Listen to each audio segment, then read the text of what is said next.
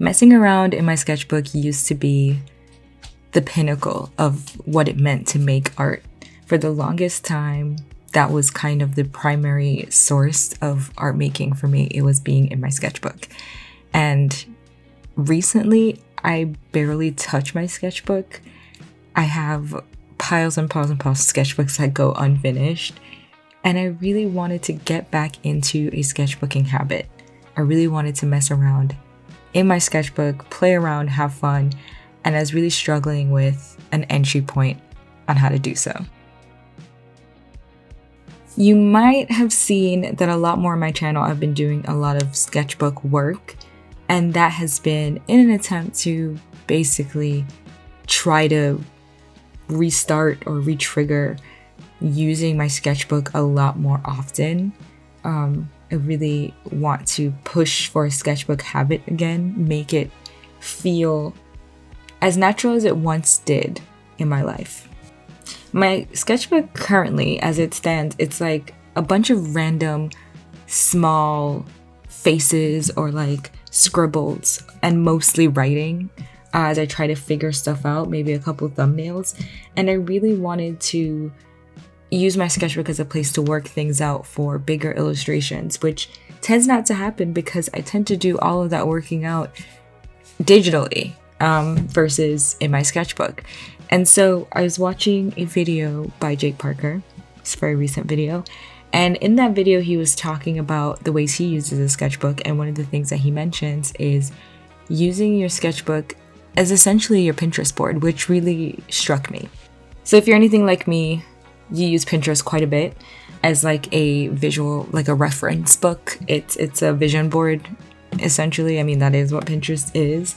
But there's a lot of me seeking out and also finding other reference materials all over the internet and saving them to Pinterest boards so that I have this like library of things to look through that influence or help me figure out how to draw something else.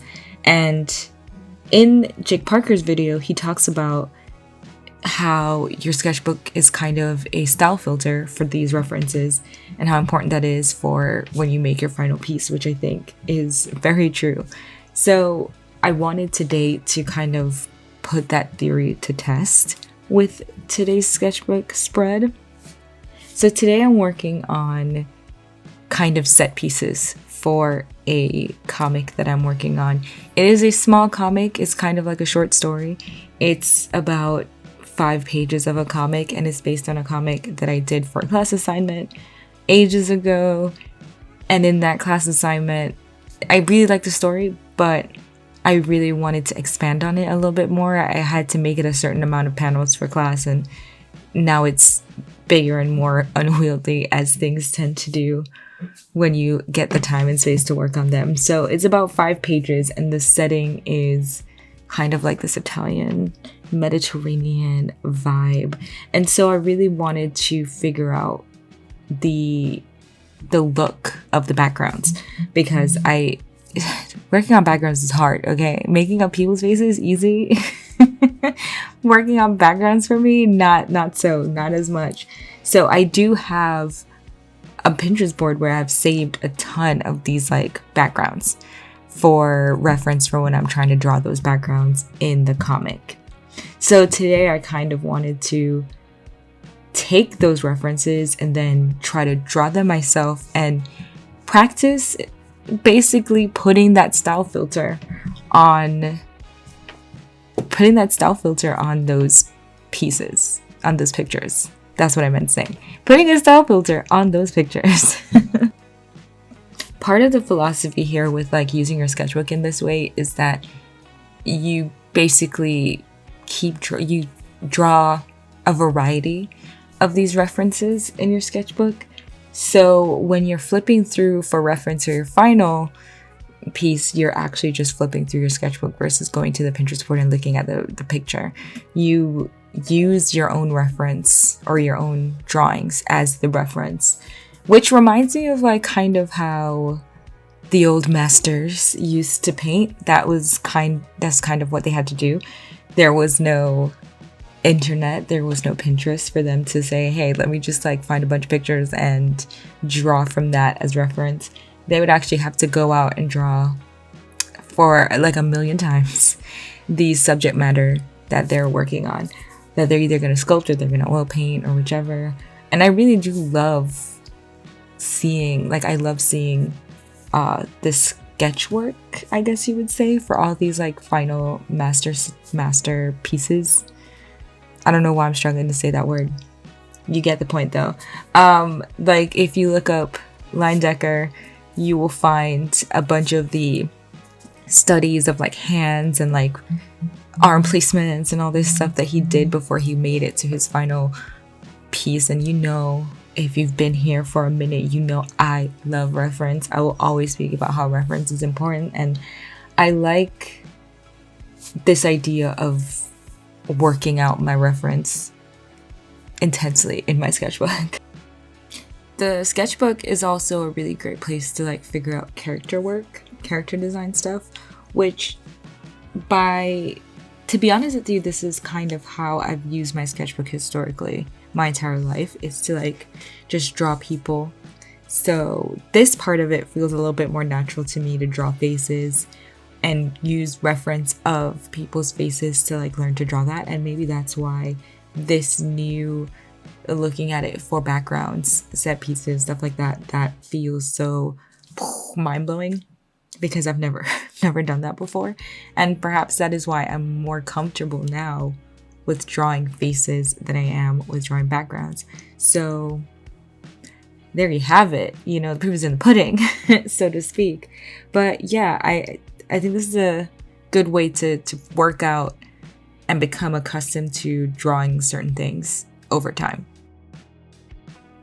Anyway, all of this to basically say one of the key ways that we should be using our sketchbooks is as that visual library. So whether that's, hey, you know what, I plan on doing a piece about, I don't know, picnics, and I spend a dedicated amount of time drawing picnics in my sketchbook just to get a feel of it, and you going back to your sketchbook as a reference material versus finding a million pictures and holding that up solely as a reference material. Granted, you have to start somewhere, so you start with the pictures, you put it in your sketchbook, and then when you get to your final piece, the sketchbook becomes the style filter for the thing, and also your visual library of what this thing could look like. I think that that's a really ingenious way to think about how to use your sketchbook. It's not just, I don't know, it's a place of experimentation, yes, but it's also a place for you to work out what things will look like in the final. Does this make sense? Sometimes I feel like when I'm talking on here, I'm rambling. My bad. I have really been appreciating this reframing of how to use my sketchbook. If you are anything like me, you have a tower of sketchbooks that have been going either half used or unused, but you still keep buying more. I'm obsessed with buying sketchbooks. Listen, we all have our problems, but I'm just very happy to have something that feels like, oh, this is a good way for me to use my sketchbook. This is a good way for me to incorporate sketchbook into my process of making art, if you will.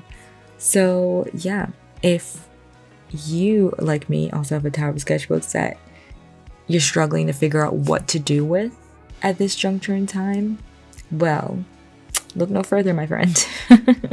Anyway, I hope this was useful. I hope this was helpful or insightful information for how you could possibly use your sketchbook going forward. If it was, please do any and all the YouTube things down below. You know, the likes, the comments, the subscribes, all of that. And if it wasn't, well, my bad, bro. I'm just a girl on the internet. What do I know? New videos on my channel every other Saturday.